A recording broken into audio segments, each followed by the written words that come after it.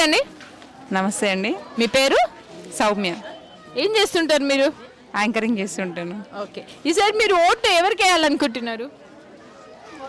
Maybe చెప్పలేము, BJP కానీ లేకపోతే కాంగ్రెస్ కానీ. అన్న నమస్తే. నమస్తే అక్క. బర్రెలకి ఎప్పటి నుంచి తెలుసు? 4-5 సంవత్సరాల నుంచి తెలుసు. రీల్ చేస్తున్నప్పటి నుంచి తెలుసు. ఇక ఎమ్మెల్యే పోటీ చేసినప్పటి నుంచి ఇంకా ఫేమస్ అయింది. అప్పటి నుంచి ఇంకా ఎక్కువ తెలుసు. అక్కను ఒకసారి కలిసిన నేను అక్కడ ఇంతకు నువ్వేం చేస్తుంటావునా? నాది బీటెక్ కంప్లీట్ అయిపోయింది. అయితే జాబ్ లేక ఏం లేక నేను అయితే మామూలుగా ఇప్పుడు వెజిటేబుల్ అమ్ముకుంటున్నాను. బర్రెలక్క గెలిస్తే ఏం చేస్తావు అన్న?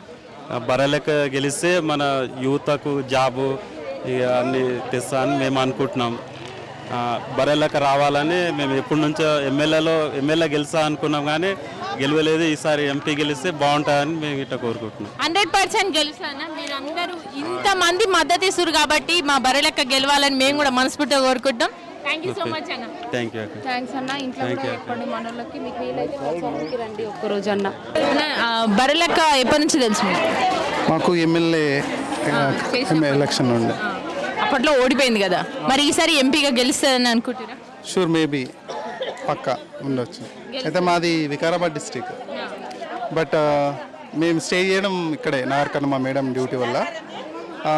కొల్లాపూర్ ఆమె ఎమ్మెల్యే కాన్స్టిట్యున్సీ ఎమ్మెల్యే వల్ల నేను వికారాబాద్ వెళ్ళినప్పుడు అక్కడ ఆమె గురించి డిస్కస్ చేసి బర్రెలక్క గురించి వాళ్ళ స్టేటస్ పెట్టుకోవడము, అంటే ఇక్కడికన్నా మా వికారాబాద్లో కూడా ఆమె ఫేమస్ పాపులర్ అయిపోయింది. వికారాబాద్ డిస్టిక్ కులచర్ల మండలం. మరి ఏం లేదు కదా అన్న, ఆమె చాలా పేదరాలు కదా. అవన్నీ లేదు. ఎలక్షన్లో ఇండిపెండెంటా, స్వతంత్ర అభ్యర్థ లేదా నామినేటెడ్ అవన్నీ కాకుండా ప్రామిస్ అంటే మేనిఫెస్టోని నమ్మి క్యాండిడేట్ నమ్మి ఓటేయాలని కోరుతున్నాను. కాదన్న, ఒకవేళ ప్రజలందరూ ఓటేయాలంటే ఆమెను ఏం చూసి ఓటేస్తారు? క్యాండిడేట్ వాల్యూ ఇంపార్టెన్స్ బట్టి, ఆమెకున్న బ్యాక్గ్రౌండ్ కాకుండా ఆమె ప్రజలకు వెళ్ళే వాల్యూస్ని బట్టి ఓటేయాలని కోరుతున్నాను. థ్యాంక్ యూ సో మచ్ అన్న. Thank you. ప్రచారం ఎట్లా చదువుతున్నాక?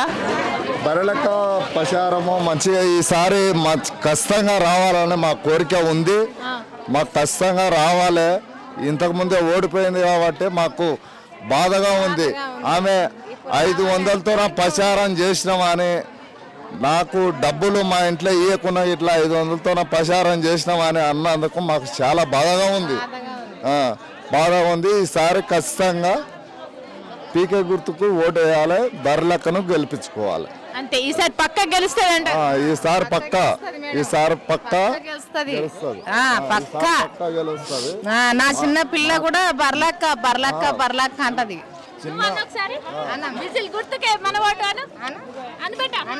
బర్రెలక్క ప్రచారం ఎంత సాగుతుంది? బర్రెలక్క ప్రచారం మంచిగా ఉంది. ఆమె చేసిన పోరాటంలో ప్రతి ఒక్కటి గెలుపు పొందాలని కోరుకుంటూ ఈ కొల్లాపూర్ ప్రజలందరినీ మంచిగా చూస్తుందని కూడా అనుకుంటున్నాము. ప్రతి ఒక్కరు అందరూ ఆమెకు చేయూతనిచ్చి మంచిగా స్ఫూర్తినిచ్చి గెలిపించాలని కోరుకుంటున్నాము. ఆమె ముందుకు సాగడం వలన యూత్కు కూడా మంచి కలుగుతుంది అనుకుంటున్నాము. ప్రతి ఒక్కరు ఆమెకు ఓటు వేసి గెలిపించేందుగా కోరుకుంటున్నాము. ఈసారి బర్రెలక్క గెలుస్తుందని కోరుకుంటున్నాం, గెలుస్తుంది కూడా. ఎందుకంటే ఒక ఇండిపెండెంట్గా నిలబడుతుంది కాబట్టి గెలవాలనే కోరుకుంటాం. ఒక కొల్లాపూర్కి ఎమ్మెల్యేగా గెలవలేకపోయినా ఇప్పుడు కనీసం ఒక నాగర్ కర్నూలుకి ఒక ఎంపీగా గెలవాలి, ఒక ఇండిపెండెంట్గా ఇండిపెండెంట్గా గెలవాలని మేము కూడా కోరుకుంటాం. ఆమె గెలిచి అలాంటి వారికి చేయూతనివ్వాలని కూడా మనస్ఫూర్తిగా కోరుకుంటున్నాం.